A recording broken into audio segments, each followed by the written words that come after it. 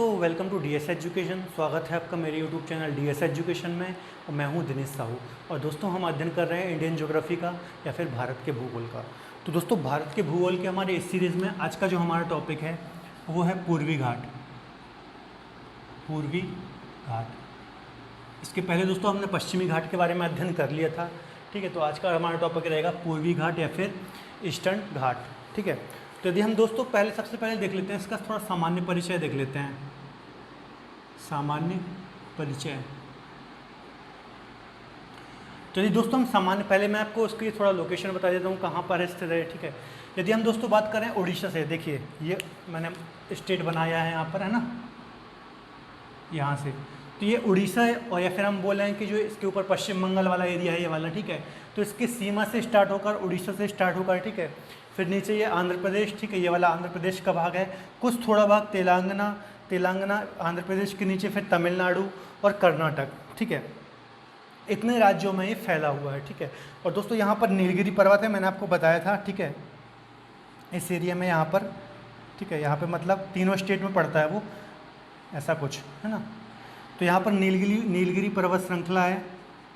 ठीक है, यहाँ पर आकर ये पश्चिमी घाट से जाकर मिल जाता है। ठीक है, तो मैंने आपको बताया था कि जो नीलगिरी पर्वत श्रृंखला है वो तीनों में है, केरल में भी है, तमिलनाडु में भी है और कर्नाटक में भी है। ठीक है, तो यहाँ पर आकर पूर्वी घाट और पश्चिमी घाट मिल जाते हैं। ठीक है, इसलिए नीलगिरी को गांठ भी बोला जाता है। ठीक है, ग्रंथि।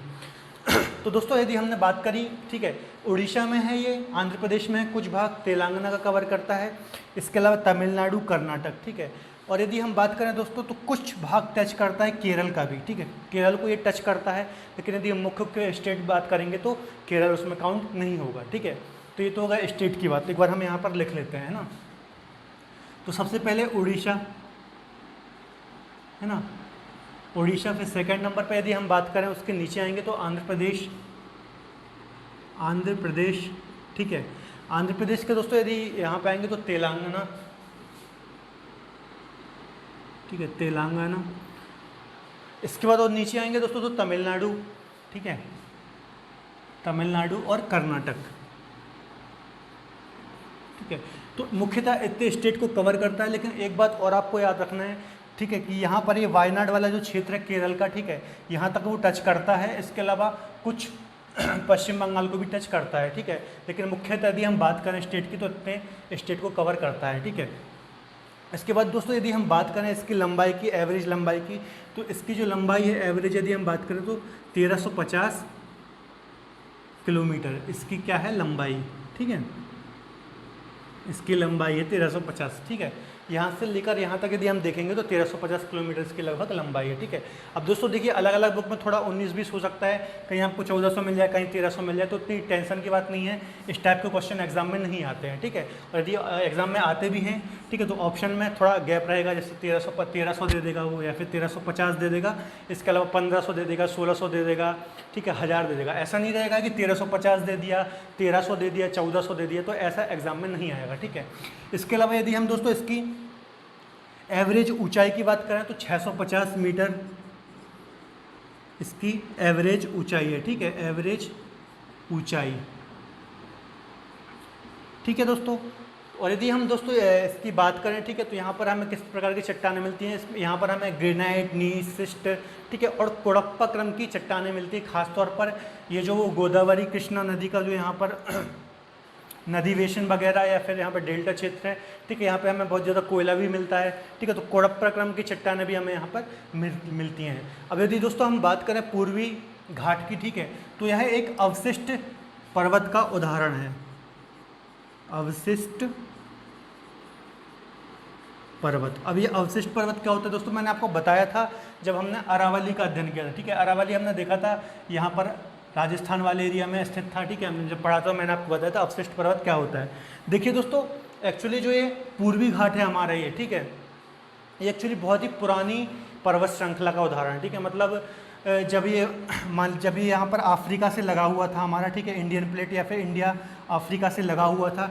ठीक है, उस टाइम से वो यहाँ पर है। ठीक है, और ये पहले प्राचीन समय में ये किसका उदाहरण था, वलित पर्वत का उदाहरण था। ठीक है, देखिए ये प्राचीन समय में वलित पर्वत का उदाहरण था, मतलब इसकी हाइट बहुत ज़्यादा हुआ करती थी। ठीक है, पहले इसकी हाइट ऐसी हुआ करती थी, ठीक है, जो वर्तमान में कुछ इतना बचा हुआ है, ठीक है। तो देखिए दोस्तों, चूंकि ये बहुत ही पुरानी पर्वत श्रृंखला है, ठीक है, करोड़ों वर्ष पुरानी पर्वत श्रृंखला है, तो नदियों के द्वारा, वर्षा के जल के द्वारा, हवाओं के द्वारा इनका अपक्षय अपर्दन हुआ और वर्तमान में ये अवशिष्ट मात्र ही बचे हैं, इसलिए इन्हें अवशिष्ट पर्वत बोला जाता है, ठीक है। तो एक बात आपको याद रखनी है। तो ये दोस्तों हो गई कुछ इसकी सामान्य जानकारी, ठीक है। अब यदि हम दोस्तों थोड़ा इसका, मैंने जब आपको पश्चिमी घाट पढ़ाया था तो मैंने आपको बताया था, ठीक है, इसका थोड़ा स्ट्रक्चर हम देख लेते हैं। यदि दोस्तों हम बात करें पूर्वी घाट की, ठीक है, तो ये काफ़ी कटा छटा हुआ है ना, मतलब सतत अवस्था में नहीं है। कटा छटा मतलब ऐसा है, देखिए उड़ीसा वाला भाग है जो ये महानदी, देखिए यहाँ से महानदी निकलती है, ठीक है, ये महानदी है, ये है महानदी, ठीक है। यदि ये उड़ीसा वाला भाग देगा तो यहाँ तो हमें ये सतत पर्वत श्रृंखला मिलेगी। सतत मतलब क्या दोस्तों, ये एक सी है ना लगी हुई, ये सतत पर्वत श्रृंखला है। और यदि ये ऐसी है, ठीक है, कटी हुई कि यहाँ पे गैप आ गया, फिर एक पर्वत श्रृंखला छोटी, फिर गैप आ गया, तो इससे बोलेंगे असतत पर्वत श्रृंखला, ठीक है। तो यदि हम ये उड़ीसा वाला स्थान देखें तो यहाँ तक काफ़ी सतत है पूर्वी घाट, ठीक है।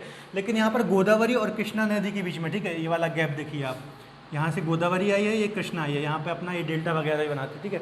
तो इसके बीच में, इन नदियों के बीच में जो पूर्वी घाट है, इसका या तो हमें इसकी अवस्थिति नहीं मिलती है या फिर नाम मात्र मिलती है, ठीक है।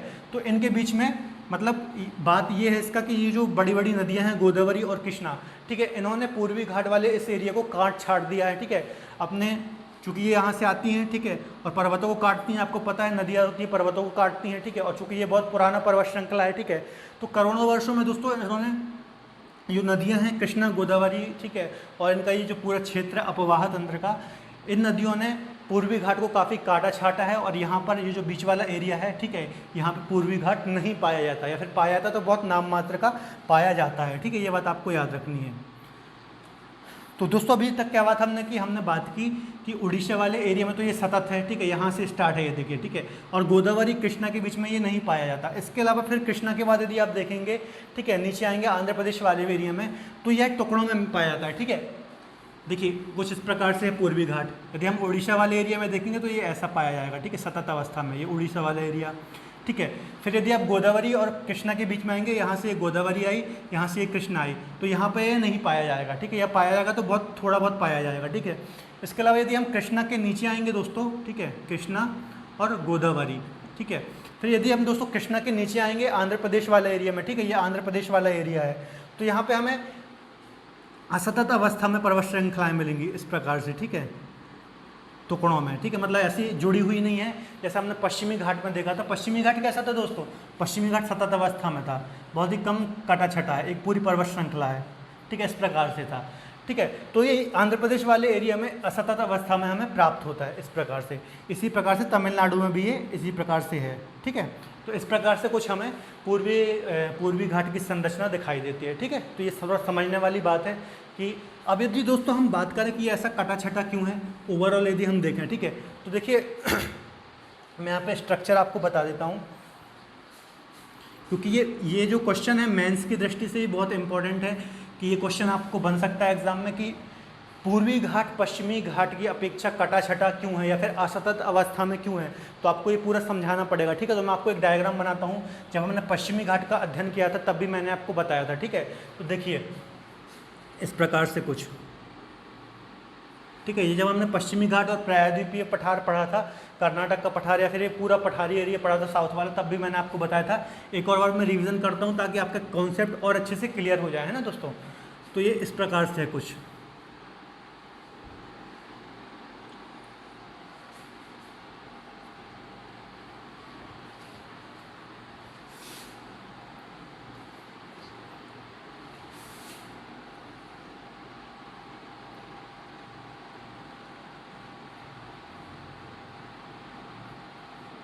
ठीक है। देखिए इस प्रकार से कुछ स्ट्रक्चर हैं हमारे, ये जो साउथ वाला एरिया है ये वाला पूरा, ठीक है, यहाँ से लेकर यहाँ तक ये पूरा जो प्रायद्वीपीय हमारा भारत है वो मैं आपको बता रहा हूँ किस प्रकार से, ये हम कई बार डिस्कस कर चुके हैं, एक और बार डिस्कस कर रहे हैं, ठीक है। देखिए ये अरब सागर है, ठीक है, और ये बंगाल की खाड़ी है, ठीक है। ये देखिए ये अरब सागर वाला भाग है, ये बंगाल की खाड़ी है, ठीक है। इसके अलावा दोस्तों यदि हम ये वाला भाग देखें, ठीक है, ये वाला भाग, तो ये है मैदानी भाग, मैदानी भाग या फिर इसे हम बोलेंगे तटीय भाग। ठीक है, ठीक है, ये वाला भाग मैदानी भाग और तटीय भाग। ठीक है, तटीय भाग। अब दोस्तों ये है हमारा पश्चिमी घाट। ठीक है, ये हमने कल डिटेल में चर्चा की थी, यदि आपने वो वाला लेक्चर नहीं देखा तो प्लीज़ जाकर देखिए। ठीक है, और ये है हमारा पूर्वी घाट। ठीक है, अब यदि हम दोस्तों देखें, ठीक है,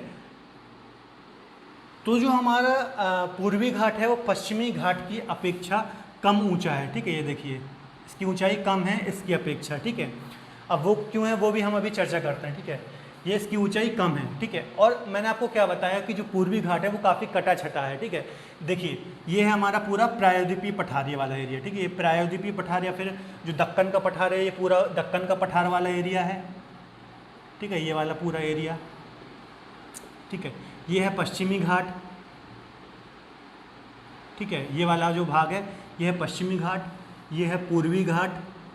ठीक है, ये मैदानी भाग, यहाँ बंगाल की खाड़ी और यहाँ अरब सागर। ठीक है, अब देखिए दोस्तों यहाँ से जो नदियाँ बहती हैं, ठीक है, इसका स्लोप एक्चुअली ऐसा है। ठीक है, तो सारी नदियाँ यहाँ से जो भी निकलती हैं, खासतौर पर ये बड़ी बड़ी नदियाँ और इनकी सहायक नदियाँ, ठीक है, ये गोदावरी, कृष्णा, कावेरी, ये पूरी बहती हैं पश्चिमी पूर्वी घाट की ओर। ठीक है, और चूँकि ये कई सालों से या फिर कई करोड़ वर्षों से, लाखों वर्षों से बह रही हैं। ठीक है, इस प्रकार से दोस्तों नदियों ने ये जो पूर्वी घाट की संगति के, इस प्रकार से यदि मैं आपको समझाऊँ, ये पूर्वी घाट रहा होगा। ठीक है, ये जो मैंने आपको बताया है। ठीक है, अब देखिए यहाँ से आई है गोदावरी नदी। ठीक है, यहाँ से आई कृष्णा नदी। ठीक है, अब ये चूँकि कई लाखों वर्षों से बह रही हैं तो इन्होंने इसको, ये बीच वाला जो भाग है इसको काट दिया। ठीक है, इस प्रकार से इन्होंने अपना ये अपवाह क्षेत्र बना दिया और इसे काट दिया। इस प्रकार से और भी नदियाँ आई दोस्तों, इनको काटती चली गई। ठीक है, इस प्रकार से इसकी अवस्था सतत हो गई।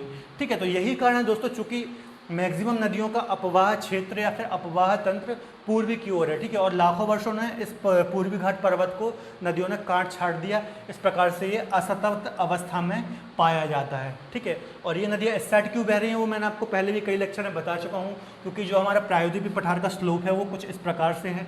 ठीक है, अब यदि हम ऊंचाई की बात करें तो दोस्तों मैंने आपको बता दिया कि जो पूर्वी घाट है, ठीक है, पूर्वी घाट की ये पर्वत श्रृंखलाएँ बहुत पुरानी हैं। ठीक है, पहले इनकी ऊंचाई ज़्यादा हुआ करती थी, पहले इनकी हाइट ज़्यादा हुआ करती थी। ठीक है, परंतु चूँकि कई करोड़ वर्ष पुरानी है तो वर्षा ने, ठीक है, इसके अलावा हवाओं ने, नदियों ने इन्हें काट छाट दिया और इसकी ऊंचाई कम हो गई और ये अब अवशिष्ट मात्र ही बचा है, इसलिए इसे अवशिष्ट पर्वत भी बोलते हैं। ठीक है दोस्तों, तो ये एक कॉन्सेप्ट वाली बात थी, समझाने वाली, इसलिए मैंने आपको बता दिया। ठीक है, और ये मैदानी भाग है, ये पूरा मैदानी भाग है। इसके और आगे आज चर्चा करते हैं दोस्तों।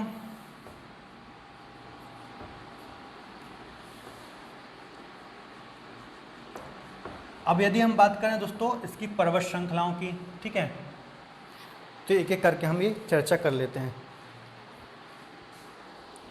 सबसे पहले दोस्तों हम इसके कुछ पर्वत शिखर देख लेते हैं। तो यदि हम पूर्वी घाट की सबसे ऊंची पर्वत शिखर देख लें, ठीक है, सर्वोच्च शिखर। ठीक है दोस्तों, यदि हम इसके सर्वोच्च शिखर की बात करें तो इसका सर्वोच्च शिखर है जिंदगढ़ा। जिंदगढ़ा, ठीक है, जिंदगढ़ा ये दोस्तों आंध्र प्रदेश में है, आंध्र प्रदेश के विशाखापट्टनम में। ठीक है, आंध्र प्रदेश वाले एरिया में, ये आंध्र प्रदेश वाला एरिया है। ठीक है, ये वाला तो यहाँ पर स्थित है।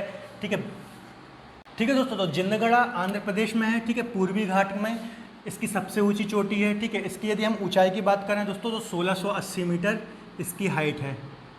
ठीक है, तो ये क्वेश्चन आ सकता है कि पूर्वी घाट की सबसे ऊंची चोटी कौन है या फिर सर्वोच्च शिखर कौन है, तो आपको पता होना चाहिए जिंदगढ़ा। ठीक है, आंध्र प्रदेश विशाखापट्टनम के अंतर्गत आता है, 1680 मीटर। इसके बाद सेकंड हाईएस्ट दोस्तों देखें तो महेंद्रगिरी। ठीक है, महेंद्रगिरी, ठीक है, उड़ीसा के अंतर्गत आता है। ठीक है, इसकी ऊंचाई की यदि हम बात करें तो 1501 मीटर।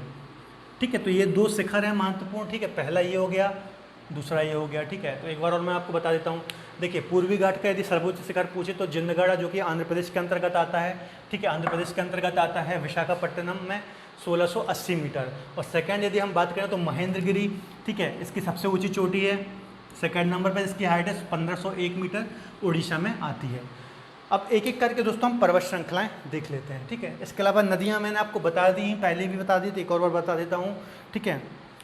यहाँ से गोदावरी निकलती है, ठीक है, महाराष्ट्र से ये गोदावरी है, ठीक है। इसके अलावा यहाँ पर ये महानदी है, ये छत्तीसगढ़ वाले जो मैकाल श्रेणी है यहाँ से निकलती है, ठीक है।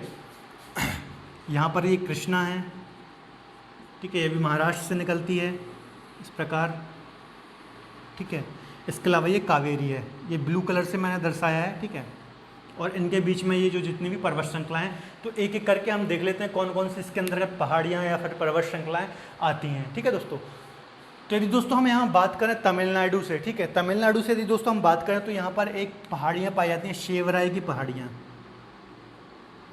शेवराय, ठीक है, शेवराय की पहाड़ियाँ, ठीक है। देखिए ये मैंने कोशिश की है दोस्तों एग्जैक्ट लोकेशन में, ठीक है। देखिए ये है पूरा तमिलनाडु वाला एरिया, ये तमिलनाडु है, ये ठीक है, ये यहाँ से एक केरल है, ठीक है। इसके ऊपर ये यहाँ से आंध्र प्रदेश निकल गया, ये आंध्र प्रदेश है, ठीक है। तो देखिए यहाँ पर है शेवराय की पहाड़ियाँ, ठीक है। और इसके ऊपर यदि हम बात करें, ठीक है, तो ये है जावदी की पहाड़ियाँ, जावदी की पहाड़ियाँ, ठीक है। तो देखिए दोस्तों हम बात कर रहे हैं तमिलनाडु की, ठीक है, पूर्वी घाट की। तो तमिलनाडु में मुख्यतः दो हमें पर्वत पहाड़ियाँ पढ़ना है, ठीक है। एक तो है शेवराय की पहाड़ियाँ, ठीक है, और ऊपर साइड है जावदी की पहाड़ियाँ, ठीक है, जावदी या फिर जावड़ी की पहाड़ियाँ। और इनके बीच में दोस्तों एक नदी बहती है, ठीक है, जो कि यहाँ कर्नाटक से निकलती है, ठीक है। ये इनके बीच में एक नदी है पोन्नियार, ठीक है, पोन्नियार नदी है इनके बीच में, जावदी के बीच में और शेवराय के बीच में, ठीक है। तो ये आपको याद रखना है पूर्वी घाट की। यदि हम बात करें तमिलनाडु के अंतर्गत दो पहाड़ियाँ हैं मुख्यतः शेवराय और जावदी, ठीक है। अब यदि हम शेवराय की बात करें दोस्तों तो इसमें एक हिल स्टेशन है, ठीक है, यहाँ मैं आपको लिख रहा हूँ शेवराय, ठीक है, तमिलनाडु। इसके अंतर्गत एक हिल स्टेशन है दोस्तों, इसका नाम है यारनाड। तो ये पूछ सकता है एग्जाम में, जो यारनाड हिल स्टेशन है, ठीक है, वो किन पहाड़ियों में है या फिर किस स्टेट में है या फिर किसका हिस्सा है, पूर्वी घाट का, पश्चिम घाट का, तो कैसा भी क्वेश्चन बन सकता है, ठीक है। तो आपको याद रखना है शेवराय की पहाड़ियाँ पूर्वी घाट के अंतर्गत तमिलनाडु में स्थित है, ठीक है, जिसके अंतर्गत यारनाड हिल स्टेशन है तमिलनाडु में, ठीक है, ये बात आपको याद रखनी है। इसके अलावा एक और क्वेश्चन बन सकता है कि तमिलनाडु में शेवराय व जावदी पहाड़ियों के बीच में कौन सी नदी बहती है, तो पोन्नियार नदी है, ठीक है, जो कि इनके बीच में बहती है। अब दोस्तों हम चलते हैं ऊपर आंध्र प्रदेश में, ठीक है। तो आंध्र प्रदेश का एक बार मैं मैप बता देता हूँ आपको। ये इस प्रकार से आंध्र प्रदेश है हमारा, ठीक है, ये ऐसा ऊपर तक फैला हुआ है पूरा, ठीक है, ये ठीक है। तो आंध्र प्रदेश के अंतर्गत देखिए ये 5 हमें मुख्यतः पहाड़ियाँ पढ़नी है, ठीक है। मैं आपको यहाँ बना के दिखा देता हूँ, यहाँ एक्चुअली अच्छे से समझ में नहीं आएगा, स्पेस नहीं है वहाँ, ठीक है। तो हम बात कर रहे हैं आंध्र प्रदेश की, ठीक है, ठीक है। यदि आंध्र प्रदेश की हम बात करें तो ये ऐसा कुछ है, ठीक है। तो देखिए दोस्तों सबसे नीचे यहाँ पर है, यहाँ पर 2 पहाड़ियाँ हैं, ठीक है, यहाँ पे आपको 2 पहाड़ियाँ मिलेंगी, ठीक है। एक तो मिलेंगी दोस्तों नागरी की पहाड़ियाँ, एक तो मिलेगी नागरी की पहाड़ियाँ और एक और मिलेगी पेलुकोंडा, पेलीकोंडा की पहाड़ियाँ, ठीक है। 2 पहाड़ियाँ यहाँ पर पर्वत श्रृंखलाएँ मिल रही हैं, नागरी की पहाड़ियाँ और पेलीकोंडा। ये हम किसकी बात कर रहे हैं, आंध्र प्रदेश की, ठीक है, आंध्र प्रदेश की। तो देखिए यहाँ बता देता हूँ, ये नागरी की पहाड़ियाँ हैं और ये पेलीकोंडा की, ठीक है। अब यहाँ इसके बीच में एक नदी बहती है दोस्तों, कर्नाटक से निकलती है, ठीक है, पेन्नार नदी, पेन्नार नदी, ठीक है। मैं ब्लैक पेन से बना देता हूँ, ठीक है, पेन्नार नदी, ठीक है। फिर इसके ऊपर दोस्तों है एक पहाड़ी कोलीकोंडा,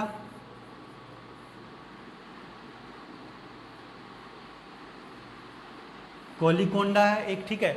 इसके ऊपर है नल्लामाला, नल्लामाला, ठीक है। और एक और ऊपर है दोस्तों एरामला,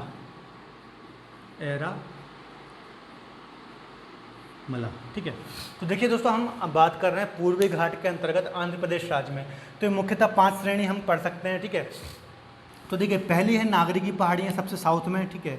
उसके ऊपर है पैलीकोंडा की पहाड़ियाँ, ठीक है। फिर उसके ऊपर बहती है दोस्तों पेन्नार नदी, ठीक है। पेन्नार नदी के ऊपर हम देखेंगे तो कोलीकोंडा की पहाड़ियाँ, ठीक है। फिर नल्लामाला की पहाड़ियाँ और एरामाला। तो ये 5 पहाड़ियाँ हैं, ठीक है, ये हमने देख ली, ठीक है। अब हम चलते हैं दोस्तों उड़ीसा, ठीक है। तो इसके ऊपर मैंने आपको बताया था दोस्तों, ठीक है, ये देखिए इसके ऊपर बहती है कृष्णा नदी, है ना।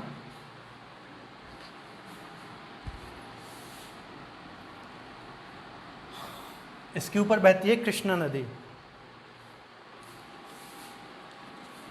इस पर यदि हम देखें यहाँ से, तो यहाँ से बहती है कृष्णा नदी और यहाँ बह रही है गोदावरी नदी, ठीक है। तो इनके बीच का ये जो स्थान है दोस्तों, ये खाली है, ठीक है, या फिर बहुत कम पर्वत श्रृंखलाएं पाई जाएंगी, नाम मात्र की, या फिर पाई नहीं जाएंगी क्योंकि नदियों द्वारा इन्हें काट दिया गया है, ठीक है। अब यदि इसके ऊपर बात करें हम उड़ीसा की, ठीक है, उड़ीसा वाले राज्य की, ठीक है, ये वाला एरिया देखिए, ये वाला पूरा जो एरिया है, ठीक है, ये उड़ीसा राज्य है। मैं आपको बता देता हूँ कहाँ से कहाँ तक है, ये पूरा उड़ीसा राज्य है, ठीक है, ये उड़ीसा राज्य, ठीक है। तो उड़ीसा की यदि दोस्तों हम बात करें, ठीक है, तो एक है महेंद्रगिरी, ठीक है, मैंने आपको बताया जो सेकंड हाईएस्ट चोटी है, ठीक है, एक हो जाएगी महेंद्रगिरी, ठीक है, एक महेंद्रगिरी हो गई जो कि सबसे सेकंड हाईएस्ट चोटी है, ठीक है। एक है मलयगिरी, एक है मलयगिरी, ठीक है। और एक और यदि दोस्तों हम ऊपर बात करें तो इनका नाम है गड़जात की पहाड़ियाँ, गड़जात की पहाड़ियाँ, ठीक है। तो ये 3 मुख्यतः हैं उड़ीसा में पढ़ने के लिए, ठीक है। देखिए ये हो गई मलयगिरी, ठीक है, मलयगिरी, मलयगिरी के ऊपर हो गई दोस्तों सॉरी, ये हो गई महेंद्रगिरी, ये हो गई मलयगिरी और ये हो गई गड़जात की पहाड़ियाँ, ठीक है। तो यहीं से हमारा यदि हम देखें, ठीक है, ये जो पश्चिम बंगाल और उड़ीसा की ये सीमा है, ठीक है, यहीं से हमारा पूर्वी घाट स्टार्ट होता है और यहाँ तक जाता है, ठीक है, नीलगिरी तक जाता है, ठीक है दोस्तों। तो ये दोस्तों उत्तरी मुख्य जो पर्वत श्रृंखलाएँ थी या फिर पहाड़ियाँ थी, ठीक है, पढ़ने लायक थी, तो वो मैंने आपको बता दिया, ठीक। और मैंने यहाँ पे क्या बताया कि ये यहाँ पे सतत है, ठीक है, जुड़ी हुई हैं एक दूसरे से, और यहाँ पर टुकड़ों में है साउथ में। यदि हम बात करें कृष्णा के साउथ में, ठीक है, ये कृष्णा है, ये गोदावरी है, ठीक है। तो ये कृष्णा के साउथ में बोले तो ये बहुत ही ज़्यादा कटी छटी हैं, ठीक है, और ऊपर काफ़ी सतत हैं, ठीक है। अब देखिए दोस्तों एक और बात, एक पर्वत श्रृंखला है यहाँ पर मेल्लागिरी, ठीक है, ये वाला स्थान है जो कर्नाटक और तमिलनाडु की सीमा में यहाँ पर है मेल्लागिरी, ठीक है। यदि हम बात करें यहाँ पर, ठीक है, यहाँ पर है मेल्लागिरी की पहाड़ियाँ, ठीक है, कहाँ पर है, तमिलनाडु और कर्नाटक की सीमा में, ठीक है। दोस्तों जो मेल्लागिरी की पर्वत श्रृंखला या पहाड़ियाँ, ठीक है, यहाँ चंदन के वन बहुत ज़्यादा पाए जाते हैं, चंदन के वन, ठीक है, चंदन के वन के लिए बहुत ज़्यादा फेमस है मेल्लागिरी की पहाड़ियाँ। तो ऐसा क्वेश्चन भी बन सकता है कि मेल्लागिरी की जो पहाड़ियाँ हैं किस लिए फेमस है, तो चंदन के लिए फेमस है। देखिए यहाँ पर है ये, ठीक है, यहीं से ये पेन्नियार नदी भी निकल रही है, ठीक है। तो एक बात ये जानने वाली है, ठीक है। तो दोस्तों ये था हमारा पूर्वी घाट, ठीक है। इसके अलावा एक और चीज़ बताने वाली है कि, ठीक है, कि जो यहाँ पे ये गोदावरी, कृष्णा और कावेरी नदी है, ठीक है, एक बात मैं आपको और बता देता हूँ, ठीक है,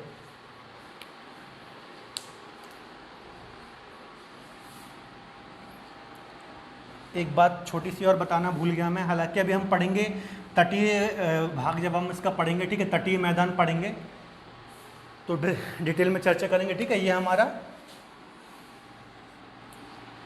प्रायद्वीपीय भारत है, ठीक है। यहाँ पर यदि हम देखें तो ये हो गया पूर्वी घाट, ठीक है, और ये है पश्चिमी घाट, ये है पश्चिमी घाट, ठीक है दोस्तों। तो यदि दोस्तों हम देखेंगे पूर्वी घाट के इस साइड वाला जो मैदानी एरिया है, ठीक है, ये मैदानी एरिया या फिर तटीय एरिया, ठीक है, तटीय भाग, ये वाला जो भाग है, ठीक है, ये अधिक चौड़ा है किससे, पश्चिमी घाट से, ठीक है, ये कम चौड़ा है, ठीक है। देखिए यहाँ पर नदियाँ आती हैं, ठीक है, ये गोदावरी, कृष्णा, कावेरी आती हैं, यहाँ पे मैदानों का निर्माण करती हैं, ठीक है, अपने साथ जो अवसाद लाए जाते हैं यहाँ इकट्ठे करती हैं, ठीक है, और मैदानों का निर्माण करती हैं, ठीक है। तो देखिए दोस्तों, चूँकि जो जितनी भी बड़ी बड़ी नदियाँ हैं या मैक्सिमम नदियाँ हैं प्रायद्वीपीय भारत की, ठीक है, चूँकि स्लोप ऐसा है प्रायद्वीपीय भारत का, ठीक है, पूर्वी की ओर है, तो सारी बड़ी बड़ी नदियाँ, इनकी सहायक नदियाँ, ठीक है, तो ये अपना अववाह तंत्र बनाते हुए पूरी पूर्वी की ओर बहती हैं, ठीक है। और अपने साथ बहुत ज़्यादा अवसाद लाती हैं, ठीक है, अवसाद का यहाँ पर निक्षेप करती हैं, ठीक है। यही कारण है दोस्तों कि पूर्वी घाट, ठीक है, पूर्वी घाट का जो ये मैदानी एरिया है, तटीय एरिया, ये ज़्यादा चौड़ा है एज़ कम्पेयर टू यदि हम करें पश्चिमी घाट से, ठीक है। क्योंकि देखिए यहाँ से जो नदियाँ निकलती हैं पश्चिमी घाट से, ठीक है, ये निकलती हैं, एक तो पर्वतों से निकलती हैं मैक्सिमम नदियाँ, और सीधे यहाँ पर अरब सागर में गिर जाती हैं, ठीक है। अरब सागर में जब गिर जाती हैं दोस्तों, एक तो पहली बात तो ये है कि इन्हें ज़्यादा टाइम नहीं मिलता, ठीक है, डिस्टेंस तय करने का, क्योंकि देखिए नदियाँ जितना ज़्यादा डिस्टेंस कवर करेंगी उतने ज़्यादा अपने साथ अवसाद लाएंगी, धूल लाएंगी, मिट्टी लाएंगी, ठीक है, और अवसादों का निक्षेप करेंगी। चूँकि ये ज़्यादा दूरी ही तय नहीं करती, सीधे समुद्र में समा जाती हैं, ठीक है। एक तो पहली बात जो ये पश्चिमी घाट की नदियाँ हैं, ठीक है, पश्चिमी घाट की नदियाँ एस्चुरी बनाती हैं, जो पश्चिमी घाट की नदियाँ हैं ये एस्चुरी बनाती हैं, ठीक है। और जो पूर्वी घाट की यहाँ पे आती हैं ये डेल्टा का निर्माण करती हैं, ठीक है। जैसे आप यहाँ पे देखेंगे गोदावरी कृष्णा, ठीक है, यहाँ पर डेल्टा का निर्माण करती हैं, ठीक है। तो यही कारण है दोस्तों कि जो हमारा पूर्वी घाट का मैदानी एरिया या तटीय एरिया है वो अधिक चौड़ा है पश्चिमी घाट से, ठीक है। तो बस दोस्तों आज के लिए इतना ही, ठीक है। पूर्वी घाट के अंतर्गत जो जो भी चीज़ें थी मैंने आपको सारी चीज़ें लगभग कवर कर दी हैं। यदि आपको आज का लेक्चर या फिर वीडियो पसंद आता है तो प्लीज़ इसे लाइक कर लीजिए और बेल आइकन दबाना ना भूलें यदि हमारे चैनल का, क्योंकि डेली हमारे लेक्चर आ रहे हैं। तो प्लीज़ आप हमारे चैनल को सब्सक्राइब कर दीजिए और यदि वीडियो पसंद आए तो प्लीज़ इसे लाइक कर लीजिए। तब तक के लिए धन्यवाद, अपना ख्याल रखें।